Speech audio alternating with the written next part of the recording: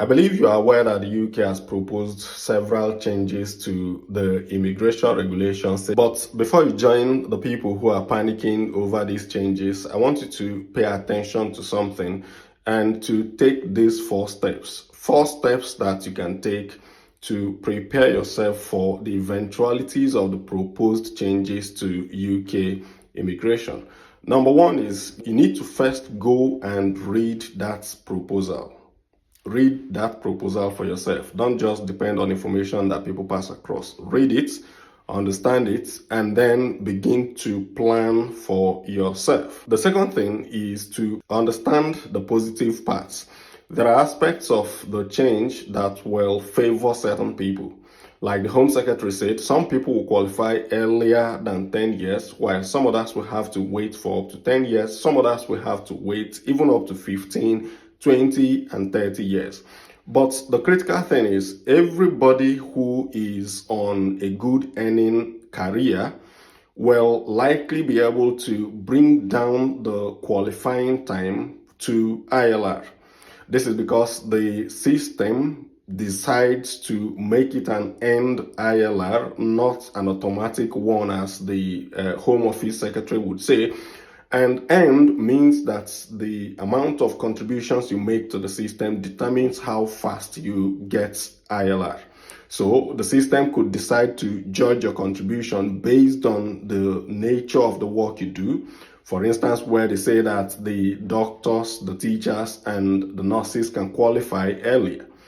And then they also will judge your contribution based on the amount of tax you pay. And that's why it says that those who operate in the upper tax bracket will be able to get ILR in 5 years and even in some cases in 3 years. So what do you do as someone who has come to the UK as an immigrant? You need to think about the career path that can earn you enough money to break into that upper earning potential within a very short time.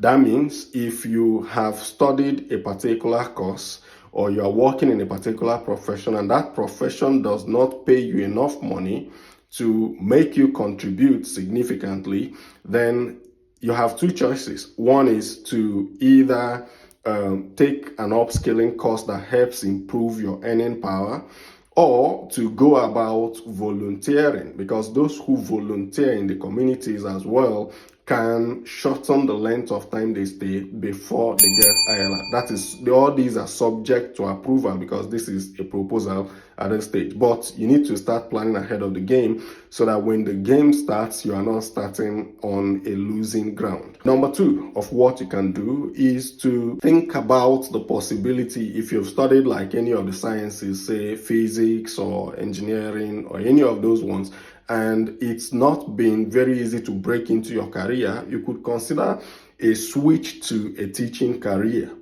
Because the UK has this program where they fund people to study and qualify as teachers. So it's like a postgraduate diploma in education that lets you train and become a teacher. The good thing about this is that you don't pay for it. They rather pay you because it's a scholarship from the UK government. You can look that up on gov.uk and see the details of how to go, when to apply, and every other thing that you may need. I know that they need a lot of physics teachers. They need also teachers of languages, certain languages like French, I think Spanish and German as well.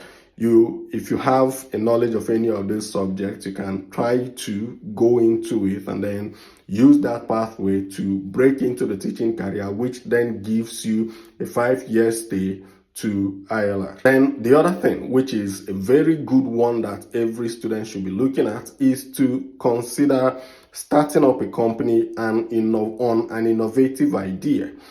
That is to now qualify for the Startup Innovator Founder Visa. which also gives you a pathway to ILR in 3 years, even under this particular proposed change. I know many of you will think about it and you're like, how can you start up something? What is not innovative enough? If you think about it carefully, you may find that innovation is not as difficult as you may think that it is. If it becomes so difficult for you to innovate, you can sit down with ChatGPT and query it. The idea you're looking for might just be sitting inside ChatGPT and, you take it up, polish it up, build it into a business, and then you may qualify for the Startup Innovator Visa. The other thing that you can do is to consider every requirement that qualifies you for the Global Talent Visa. Because Global Talent Visa remains untouched, it will still give you ILR after 3 years of staying on the Global Talent. For those of you who have tech backgrounds or some other kind of talent, like in the arts and some other areas, you can apply for Global Talent with a master's degree. But there is another pathway to Global Talent Visa, which is very assured, and that pathway is the pathway of a PhD. I think the description is a researcher pathway, and a PhD. A PhD is your fundamental qualification for that. If you have a PhD, all the other documents are things that you can add up and then get this particular visa for yourself.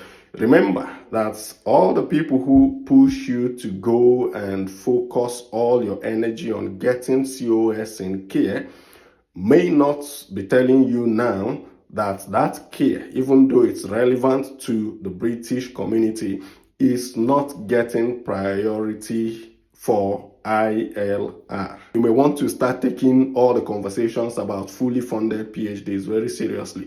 If you live in the UK already and you are interested in fully funded PhDs, there is a video in the comment section that gives you a step-by-step guide of what you should do while you are doing your master's in order to ease your path to a fully funded PhD position. So you know all of these things now. All that is left for you is implementation. Go ahead, act on them, put these things to practice, and prepare yourself for what could potentially become a law. But before you go, the other key thing that you must do is to take a step. Don't just sit and complain, sit and get troubled. Do the work that you can do. There is a call for consultations. That's the government has opened it up and is letting people to contribute, to share what they think, to submit their own opinion. You should go ahead as an immigrant and check if you are allowed to submit. If you are, then submit under the category for which you are qualified to submit. Let your voice be heard.